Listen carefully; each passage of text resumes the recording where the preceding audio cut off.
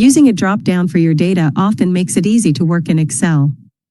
Let's learn how to create a drop-down with this example.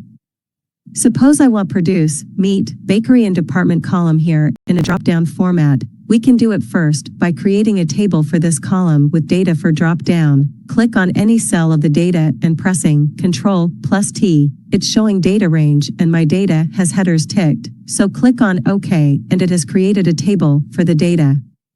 Now select all the blank cells under Department. Now click on Data tab. Click on Data Validation. Here click on Data Validation. Under Value you can see different values can be used. Here we are using a list, so click on List. Now click inside the source box. Then click on the up arrow button. Now click and drag to select the values produce, meat, bakery. Now click on the down arrow button. Now click on OK. Now you can see drop down has been added for cells for department column.